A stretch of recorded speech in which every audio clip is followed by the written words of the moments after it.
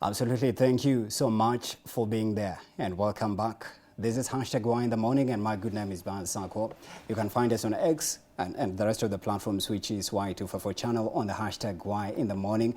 My personal handle is at Bransako101. Now, in this first part of this morning conversation, we are delving into matters youth leadership and representation. Now, across the globe and literally right here in Africa, we're seeing youth take center stage in terms of demanding to occupy leadership spaces. The question is, what exactly can we do to ensure that we create accommodative spots that give young people equal voices, chance, and representations to air their views and their concerns? And that is the conversation we are delving into. I'm going to be engaging Chesang Samoei. She's a chairperson of Singishu County Students Association, alongside John Kariuki. He's a youth leader, Dagoretti North in Kawangware Ward. Karibuni sana, lady and gentlemen. Thank you so much. Great to have you. Now, let's start from where the story begins. Watu kwa ground wanasemaje, especially my youth wa Kenya, from where you come from? My name is Chesang Samoei Brenda. I'm from Timboroa, Tarakwa Ward in Singishu County. Oh, Taraka Ward. Tarakwa. Yeah. Okay. I'm a student of law at Kenyatta University. And talking about ground, maybe I can talk about where I come from at home, and also in the aspect of students. So you see, currently with this political space that we are in, you'll hear youth saying, we want to be there. So in as much as we don't have the really exact path that we need to follow, you are like, for me, I want to be there. We need to be there. So the matter is, we need to be involved. We need to be included. That's the right voice from the ground. Yeah. Right. So from your interaction with the youth, because being a chairperson of Singishu County Student Association, you're interacting with young, fresh minds, and they are very futuristic, they are visionaries, they are enthusiastic about matters leadership. And in my conversation, in my solo conversation, I was talking about we are the people we have been waiting for. That there's that saying that says, you know, there's a future, but the future is now, and the future is young people to occupy these leadership spaces. Now, from your interaction with these students, what are some of the missing things that you believe, because of the air you've told me you are likely to become a woman rep in 2027, yeah? What are some of the leadership gaps that are missing in terms of even mentorship, the conversations that the youth are having in terms of occupying these spaces? Because at some point, your co-guest, who I'll get to in just a bit, pointed there's unfair things that are happening in these leadership spaces, and young people feel like it's time for them to take, chance and replace the negativity and wipe out anything that's not serving them right in terms of representation, opportunities, and much more. First of all, with the young people, we need to understand that there's no space that leadership is given. Leadership is taken. Okay. You see, even in our association, we started it from the scratch. We just identified the gap that exists between the linkage, let's say, to our leaders, to stakeholders, and the comrades. So we started the association back in 2023. Now it's fully equipped up to we are having our Singishu County Student Assembly. Now we just try, as youth, we just try to identify the gaps that exist and the possible solutions that we can offer. You see, for now, it's easy to, let's say, help a comrade who is in Kirinyaga University compared to the comrade helping himself. Let's say you are having difficulty in your finances in the school, let's say school fees. Then maybe if you reach out, you can say, who can we reach out as the leadership of Singishu County Student Association? Let's say we can reach out to our governor. We tell him, I'm the chairperson, but we are having an issue with our comrade in Kirinyaga. How can you help? You see, when we talk in one voice, in a unifying voice, it has a bigger weight compared when we come as single voices. Now, some of the gaps that we are lacking, you'll feel like, yes, we know what we want, but the direction, we don't have mentorship. It's very rare to find someone who will hold your hand. The other day, I posted in my Facebook account, I had a pic with Mother Karwa. We had a student engagement in Catholic University. When I posted, we said that most of us girls and ladies in these spaces, we lack people to hold us hand. Then you will find the political inclination saying, oh, Chesang, you're from Singishu County. The only person you're supposed to take a photo with, it's the president. So I'm wondering, Okay, I don't have the access to the president, but let me use the access that I'm having for mentorship. Let me learn from Mother Karua. Let me learn from someone else.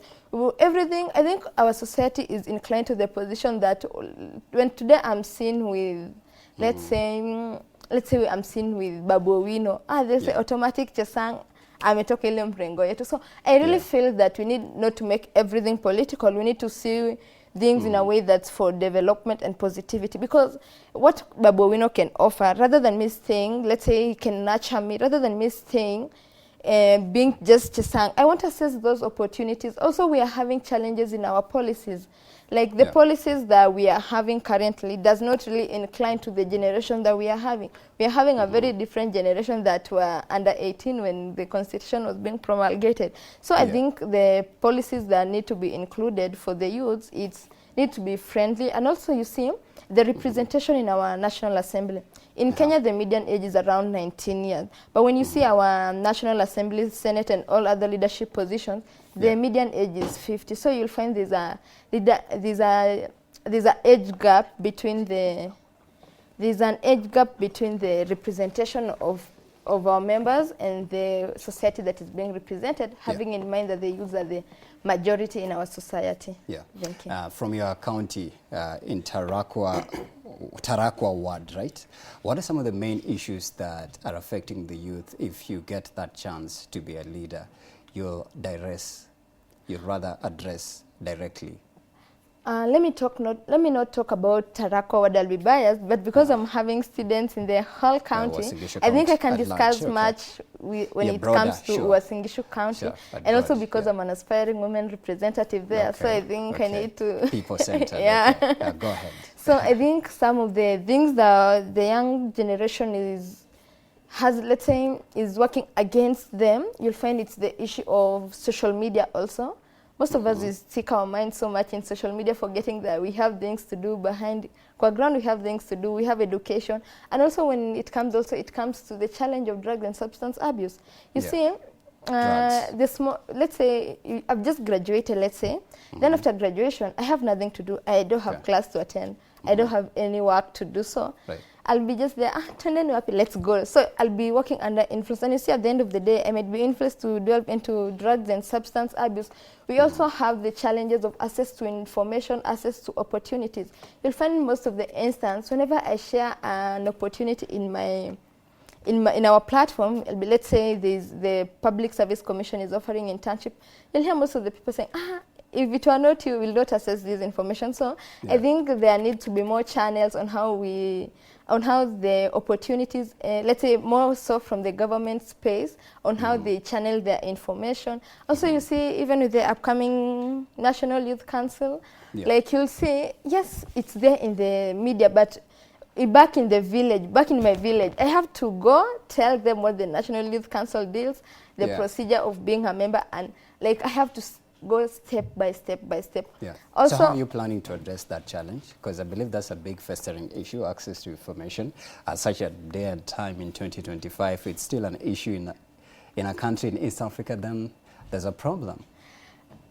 It's still a big problem, yes. But I think, let's say we can use the leadership that existed. Let's say I have the contact of every chief, let's say within my area, so it will be easier to disseminate the information compared to me going there myself. So let's say I can have the contact of my chief, the chief of another location. So when we tell them this information, you see, they're the people that really interact with the individuals uko kwa ground. So it's easier when you use that channel. And also you see someone like chief is more trustable, yes, because the people know him or her. So it's easier when you share the information to them. If it shares back to them, it will be so easier for you to gain access. I think we need to use the existing people in the field. We don't have to introduce other things. But you see, also we are having a Department of Information for it's the ombudsman, and also we are having the ombudsman. So it's access to information. It's provided in the constitution. So I think we need to really check on how we are going to do those who are in the space. Let's say the online spaces. Those who are not in the online spaces, we need to identify the ways that we can work on it. Yeah.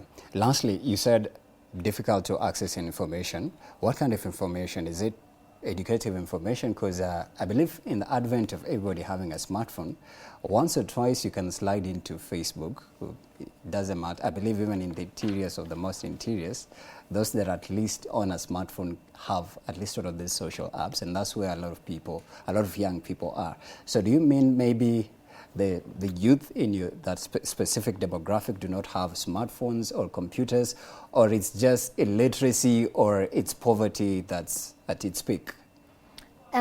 What I can say about that, I think it varies. I can have my smartphone, but I'm not even on that Facebook. My work is just come, play games, go out. So I think we also have a challenge amongst ourselves. Like, I want to access an information, but I'm not willing to look for it. Okay. I want That's something. Ignorance, so or being lazy. And ignorance is not a... Ignorance is the exact word, because you have the gadget and also, or you're lazy, in other words. But those are those who have the access. But you see, it's not everyone who has that access. Let's say most in my village, those who have access to the smartphones are those who went to colleges, who went to... Wow. Those who just advanced their education. That's but now a you serious see, issue there. Yeah. But now you see the most channel on information that we depend on, it's, let's say, the TV, the radio. So it's really varies with the audience that we are having. So and you've said you'll actually recommend the government building more platforms such as ICT hubs. You see, there was a recommendation that every ward should have an ICT hub. So I think if those hubs are introduced, then we have something like a notice board that will easily work, because once in a while, you know, this is the right place that I can access the information, this is the place that I can do this. So I think that's one of the things that the government needs to do. Yeah. John Kariuki, you're a youth leader from Dagoretti North, Kawangware ward, right? Yeah. From your microscopic diagnosis, since you started this, I believe this is a course that you've taken on to this leadership course. What are some of the things you've identified that continue to fester in the area that you domiciled at? So first of all, I want to start by saying I'm so glad and honored to be part of this team. And my name is John Kariuki Irongo from Kawangware Ward, Dagoretti North constituency. And I'm born and raised in the heart of Kawangware.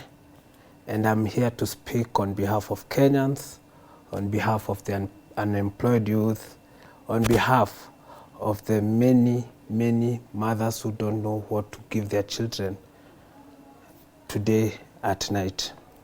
I'm here to speak I'm not here to speak for government or for opposition.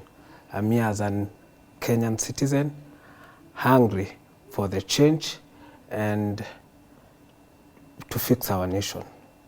From my point of view, with the theme we have for today, I will say without any fear of contradiction that the youth representation in politics, it's something that it should be checked on, and how I wish that leaders, and in this I mean those in power or those those out of power, I mean in the opposition, that we should, include our youth in our political decision making. Brian, when I was in primary, these leaders used to come and tell us, work smart, work hard, you are the leaders of tomorrow. Yeah. And the same narrative continues while we are in high school. The same narrative continues while we are in our colleges and the campus. And now, here we are, unemployed, and today I just want to clarify for everyone that we are not just leaders for tomorrow. We are the present builders, because we the youth are the ones carrying the weight of unemployment, high cost of living, and I do believe leadership is all about service, leading, and we have the power, the vision, and the courage to fix our nation.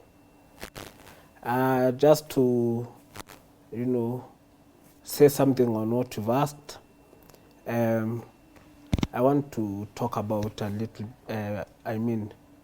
mentorship, because it has been mentioned here.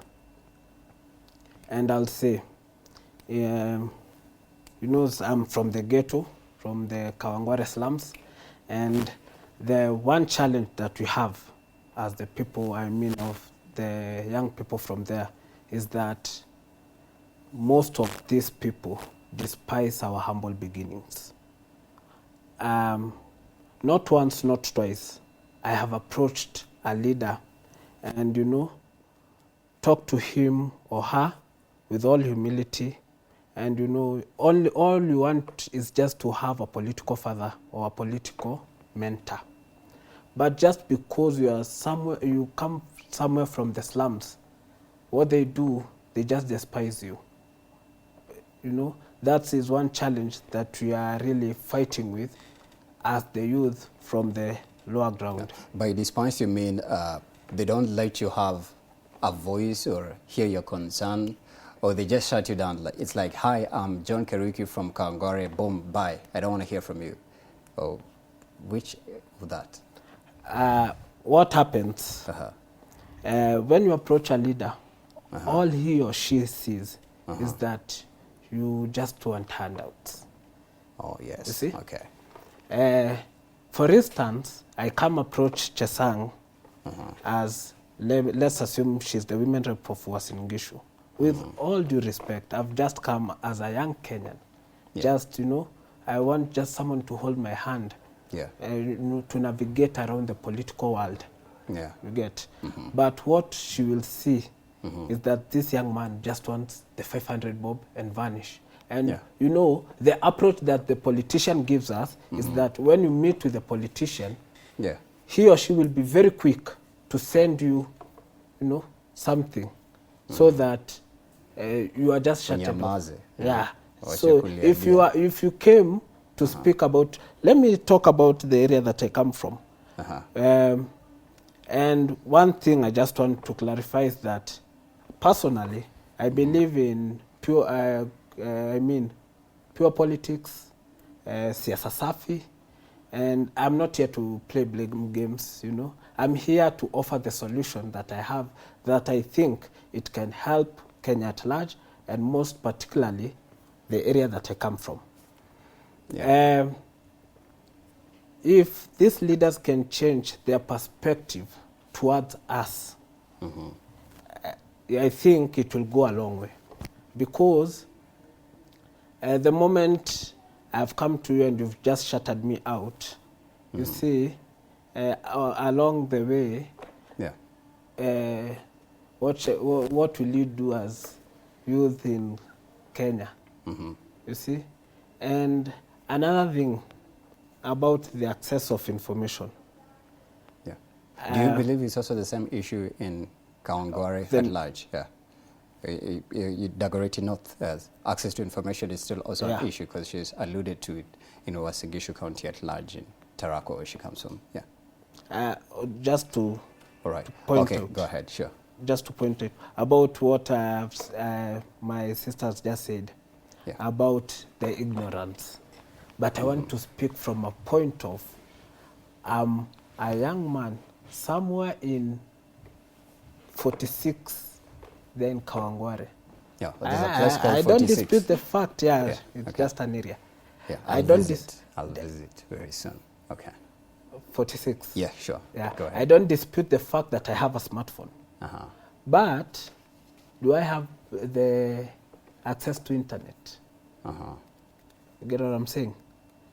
I have the smartphone, but I don't have anything in my pocket that I can be able to buy credit and, you know, access the internet and access the information. So I'll just say what we lack is employment that makes us, you threw something, poverty. I'll say the access of information, poverty plays a very big role for the youth to access the information. Okay. Yeah. Yeah. From your standpoint and what you're trying to explain here, if you were to compare, because you're coming from Nairobi, Yeah. is that correct? It's in Nairobi, that's the capital city.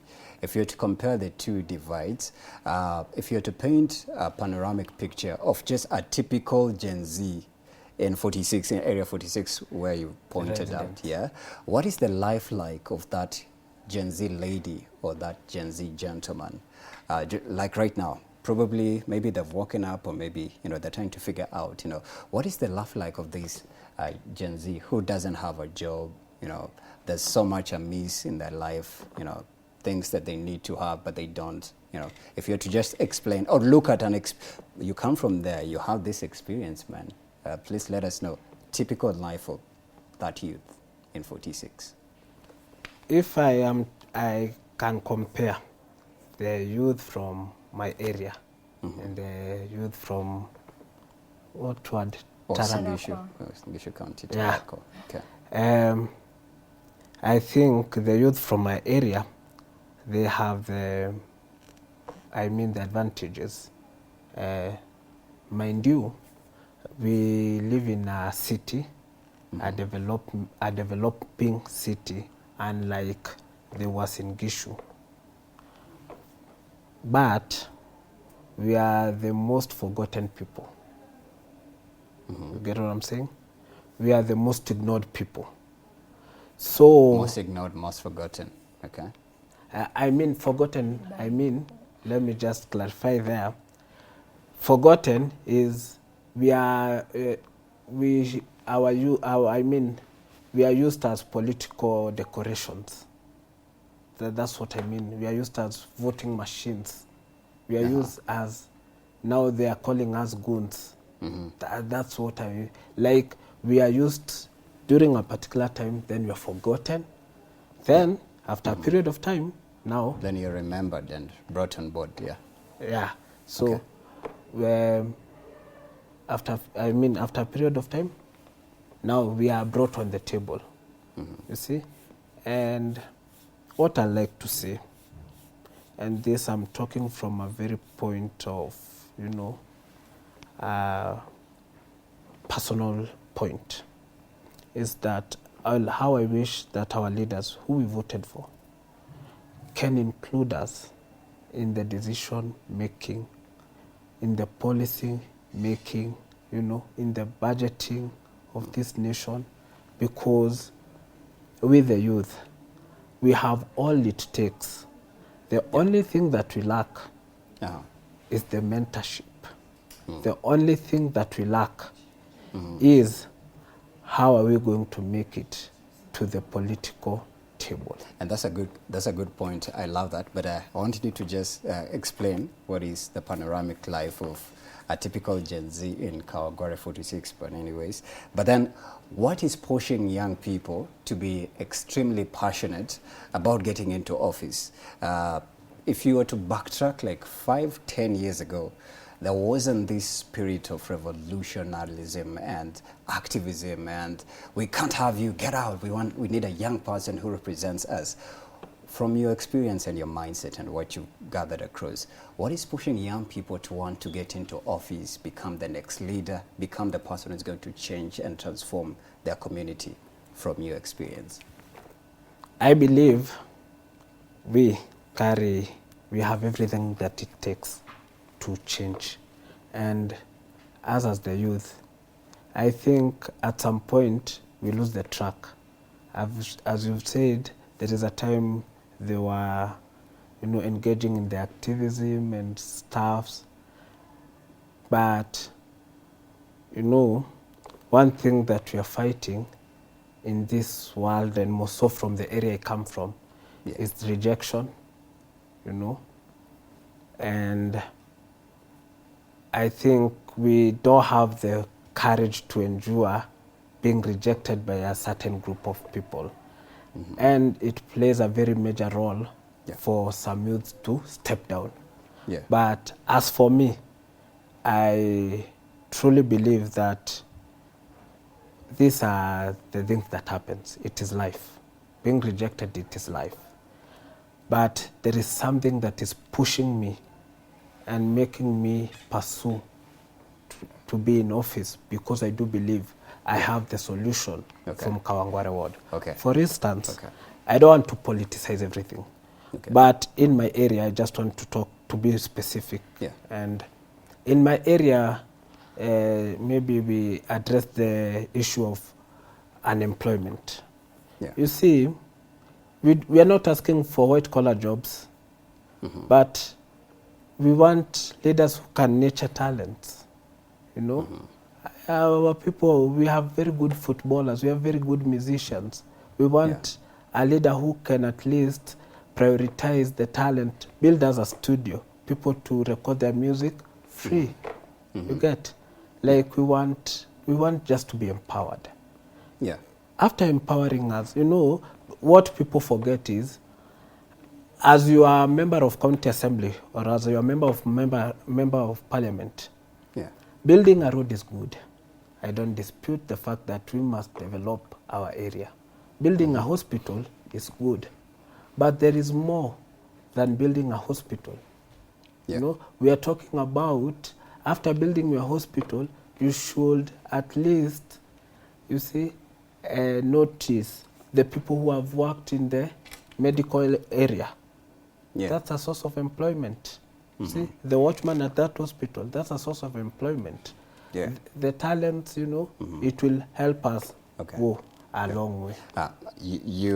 You're envisioning to be an MCA in 2027, right?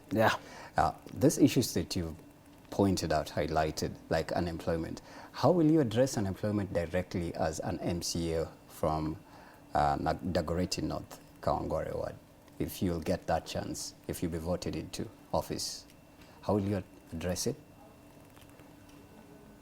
What I have as a young person and as a leader in Dagoretti North, I am one person that believes I'm hopeful, and I live by the fact that tomorrow shall be better.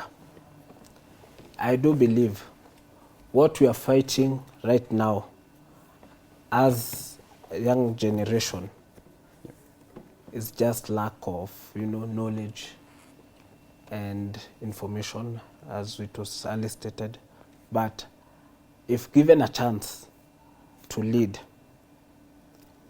I do believe I can do better. I do believe I can change the story of many young people. As a person who comes from the slum, as a person, you know, open-minded, as a young person who believes that we can do better and we can change what we are in today.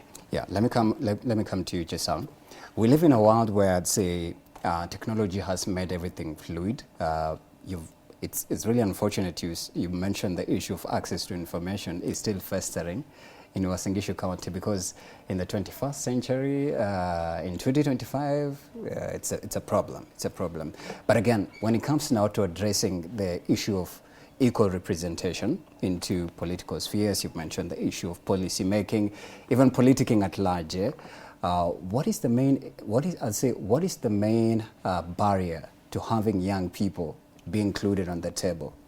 Is it because these leaders are way up there and they don't want to have young people come on board, or maybe young people are not equipped and ready to occupy their spaces, or there's just an invisible, you know, disconnect between the political class and the voices of the young people, the personalities who are young, and for them to be included into these platforms, for them to have equal representation and voices, they must fight a certain monster in between here. Maybe you can decipher that. Thank you. First of all, I think that it's basically the challenges that we are all, let's say the young people are facing. And first of all, it's the stereotype that we are not experienced, we don't have the capacity. Like, you see, in the society that we live, even for me, let's say I'm going to tell people that I'm vying for women, if they be like, you're still young, where the hell is so?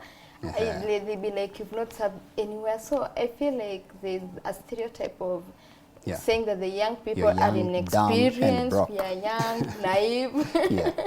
So I feel like we are still having those stereotypes amongst our youth, because they don't even believe in us. Let's say I tell them, like, I'm really serious. Some will be like, you want are to you be sure? an MC, a woman rep? Are you sure? Yeah. So you see, like, there's already a mentality. But I like to say on that, it's not necessary that you come with experience, but you come with new ideas, with skills that are still fresh from the campus.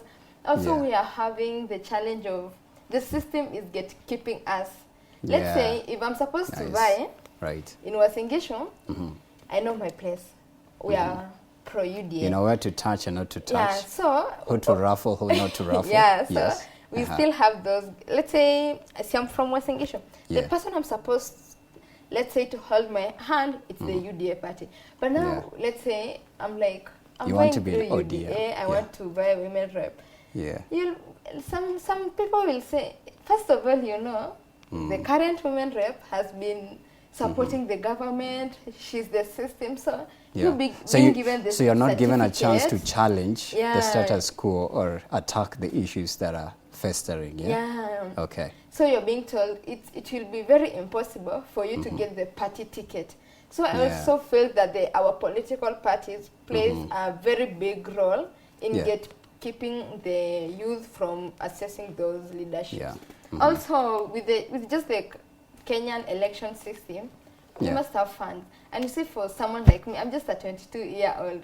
At this point, where should I get the money to campaign, guys? So we still, you get to the ground and people be like, "Hey, Mheshimiwa, give us this, Mheshimiwa." And you're like, I'm not even graduated, guys, so I'm still struggling with my school fees, I'm still struggling with my rent, I'm still struggling to pay rent for comrades, because at times they reach out and you are their only hope. So you're just like, for now we just need to really understand one another. And also the last one, it's lack of mentorship. Yeah. Mentors, you also mentioned mentors. But you see now, for the young people, most of us are not really ready to volunteer to work with these people, because we be like, mi nataka tu kuwa mentored, but you don't know the things that you... The other day, Mheshimiwa Nyoro was sharing with us that when he was in campus, he went to his former MP. Like, when he go to the office, he was told, "Kijana, you want a job?" Then he was like, "No, me, I don't want a job, but I just want to see Mheshimiwa." Then Mheshimiwa was not around by then. So the next time Mheshimiwa called, he told him, "Do you need job?" Then Nyoro was like, "Yes," but at first he didn't want, but when the opportunity comes, because he was still in campus, now you see, he later volunteered, who became the next MP. Now like we say for Kiharu. Now I think we really need to understand what mentorship entails. Mentorship is not you being given money and taken to be given platform, but you need to stay with these people, see the things that they are doing, you see the gaps, you learn about the gaps that they are having. I think we really need also to understand the meaning of mentorship. Yeah, and that is, I believe, also part of access to information, because like he mentioned at some point, a lot of leaders would send you money to nyamaza weni mtoto, you know, but you're coming from a point of you're passionate about leadership and you have a vision and a dream to transform your community. But then when you study this thing, I believe also getting ahead includes you identifying yourself with a political party, because I believe politics is about representation, and a political party is some sort of like a vehicle that could help you to prominently share your ideologies and, you know, be visible even to the people you want to be elected as woman rep, as MCA.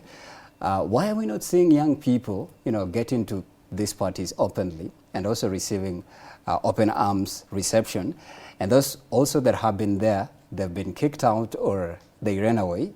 And also those that are still trying to find a way into the spaces are giving up on the way. A good example, I think, is Morara Kebanso, who explosively had massive breakthrough with his, you know, his modus operandi of exposing whatever that was happening. He eventually ended up giving up and he fled to the USA. Same song with Kazmal Makori. When he joined ODM, he received a lot of backlash, you know, they were being told. In fact, there's a whole newspaper that highlighted betrayals of Gen Z, and Kazmal Makori was on the splash of the newspaper. Then how are we going to address representation if the same young people that want to change leadership in 2027 are not even in these political parties. And if you're even to look at a possible Gen Z president, who is it? First of all, I'm a member of UDA party. And I registered for the grassroots, but you are yet to see. But now I feel let me not talk about the UDA itself, but let me talk about generally the political parties. I feel that, you see, the system that's still there in the leadership spaces is the same system that we are having in the political parties. But at times I feel that when we come, we really need to identify first with the agenda of the party. Because I can't just come to the party. Let's say I want to join the ODM party, but I'm fighting the party members. So I think first we need to, the reality is, in as much as we are claiming about revolution, we are claiming to take leadership spaces, we need first to learn how we operate. We need first to identify ourselves with the policies, what the party is doing. Like for me, I need to identify myself with what the government is doing. I need to identify myself with the party, because if this is the fuel that's going to help me, why should I not support the fuel? So I feel like in most instances, we are made like, in our minds we are like, I really need to be this, but the fuel that we need to use, we are not sure of what we are going. I can go to the party, then I'm fighting the party all over. So how we carry ourselves is the really key determinant to this. Also, you see the challenge that we are having for the young people not joining parties. I feel that we've identified parties with individuals, and individuals saying, let's say if I'm a youth from my county there back at home, then you are like, this party is associated with this person, with this person, with this person, with this person. So me, I'm not going to join the party. Like the policies might be so good, but now the party members, let's say what they talk when they are at the media, what they say, what they post, how they treat people. So I feel we work with emotions so much for us. We work with emotions and the peer influence. I can influence him to be a member of UDA very easily, because like we believe in peer-to-peer mentorship or influence. So I feel like also we need to, someone like me who is in the party, we need to tell people the advantages of joining the party, how they can bring the change that we need through the party, because it's not necessary that you be in these leadership spaces for you to bring the change that you desire. Let's say you are... But you guys said you want to change the leadership system. There was a slogan, somebody must go. So if they have to go, then how will you uninstall them when they have, the right to be in office for 10 years? Yes, but now you see, yes, we can say in our minds that this really needs to happen. But if not all of us are reading on the same page, if not all of us are willing to do that, you see, the beginning of the Gen Z demos last year, it started as a wave. Then we found ourselves, some now joined the ODM, now joined the Inject Party. Now you find that once most of us find these places, they are selfish. You're not on the same page as well. Like and then you're fighting each other again. Yeah, we're not supporting one another. There's a disconnect and disunity. There's a very big disconnect amongst ourselves. So I think for us to really work out of which is the reality core ground, we need first to identify ourselves. Then once you've identified, let's use Sifuna for example. Sifuna just joined ODM. Now he's the Secretary General. He can now bring the change that he wanted when he was just a mere member. So it's first that... And he's grown. He's not like he just joined the other day. He's been there for a hot minute. So you can't really say that we need change and it happens tomorrow. And let me ask you, is there any Gen Z that could possibly be at the ballot in 2027 from... Because I'm looking at these vocal voices, these prominent voices, and I'll come to you as well, John. If you look at Hanifa, and then contrast it with Kaswa Makori, who fled to the USA, Morare Kebaso, who removed himself from the equation. Who else? I hear former Chief Justice Maraga is now the replacement to any Gen Z, personality. If you were to look at it, if you were to go head-to-head 2027, do you see any Gen Z leader who is vocal about this change that we want to see? We are the future that we have been waiting for. Do you see any one of them even being at the ballot in the election for presidency candidature? First of all, I don't see that, because see, the demos were last year. Now we are 1 year later, and I'm not seeing those faces fighting for what they were fighting for last year. So I feel there's already a disconnect, a mismatch. So I don't really think... And a fallout. Yeah, I don't think that we can have a Gen Z candidate. Yeah? I don't feel like we can have a Gen Z candidate. When you talk about the former Chief Justice Maraga, he's not a Gen Z, but you see, the Gen Z are like, at the end of the day, if we don't have one of our own, I can just go for this option. So we feel so much like it's an option, but it's not a Gen Z, but I don't see any somehow Gen in some Z. kind of way he represents... Anyways, but I'll get to that. Yeah, that's interesting and funny at the same time. Yeah. Anyone who you envision could be in the candidature 2027, apart from these other leadership spots, MCA. MCA, you can easily get it depending on your influence with the people, wherever you come from. But for presidency candidature, who do you see going against the already existing leadership? Who is vocal? Personally, I'm yet to decide on who to vote for. Yeah. But on what happened during last year, we saw a very, determined generation or people coming out for the country. And this is what I'll tell you. I'm one leader, I'm one person who believes in voting blocks, wherever. And I'll say that all these leaders we have, and that's why you saw during the Gen Z protest, the Gen Z saying we were betrayed. But they never had a leader, you see? Yeah, leaderless, they were faceless, headless. Tribeless. So, yeah, you see, the opportunists took their chances because now, yes, you've come, but you've not even negotiated. You get what I'm saying? But those you're calling opportunists fought, they paid by blood and sweat the Kazmal that have been on the front line. But Kebaso, that's a person who should, if they were to shoot, kill, that was the first one who would have died. Yeah. The Hanifa, look, Hanifa. They've done a lot of activism, but nowhere to be seen or heard from. What I'll say is that people are enjoying what the young generation fought for. Yeah. So in short, Gen Z Samnam to 2027. Yeah. Actually. Because, if you're to study it, who? Yeah. You see, I'm not fighting any political party here.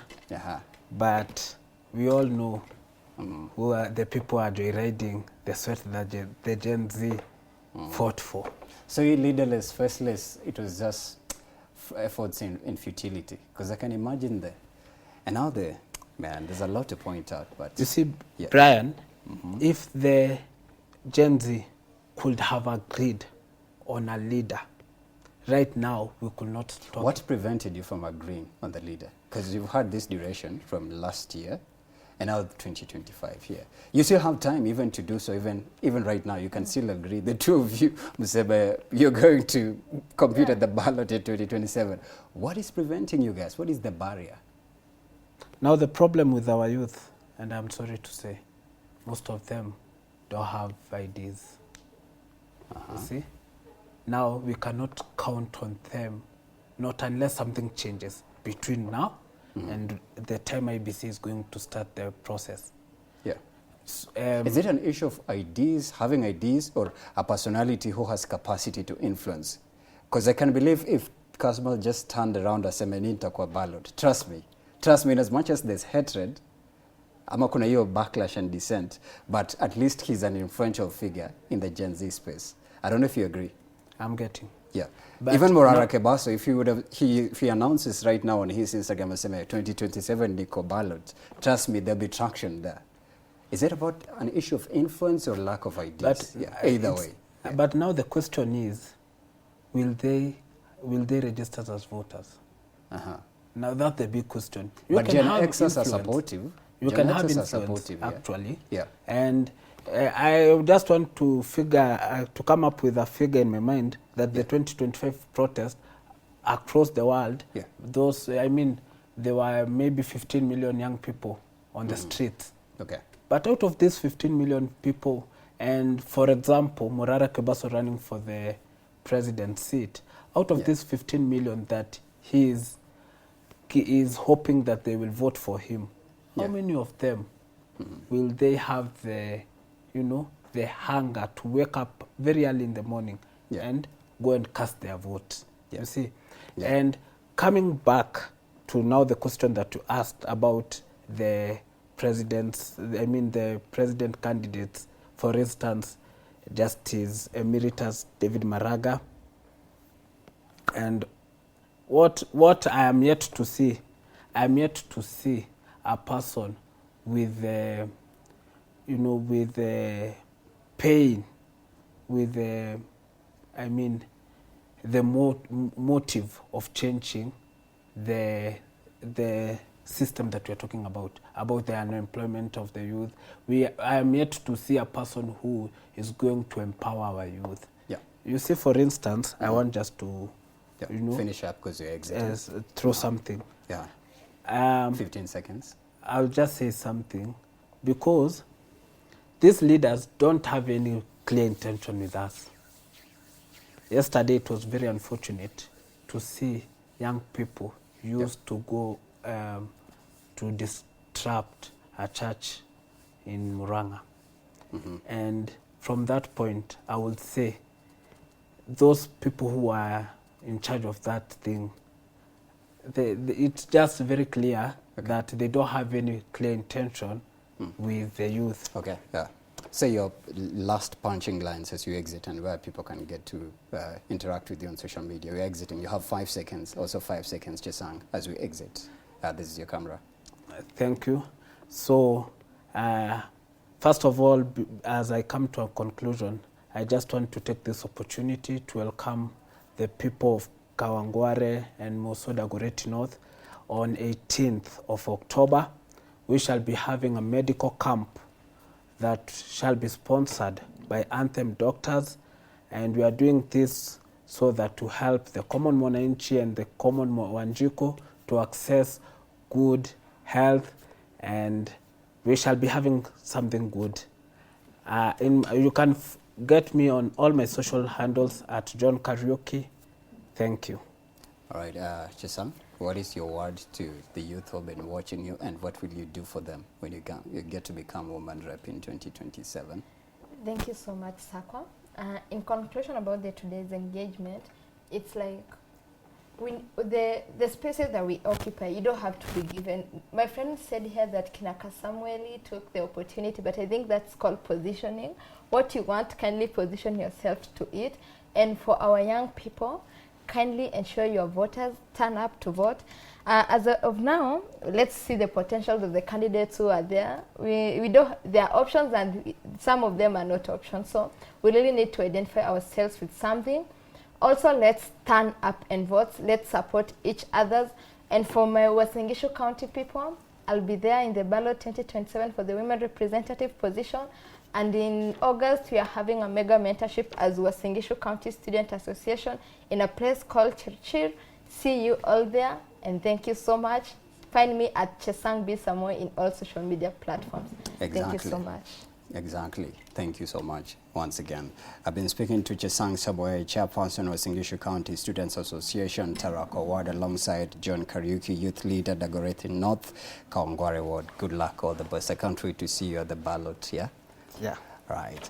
So, we're going to do this. We're going to take a very short break. When we come back, we'll be talking about fear of failure. I'll be engaging Nick Kimathi alongside Leah Sagini to delve into that and much more. Stay interactive with us on the hashtag Why in the Morning. See you on the other side in just a bit.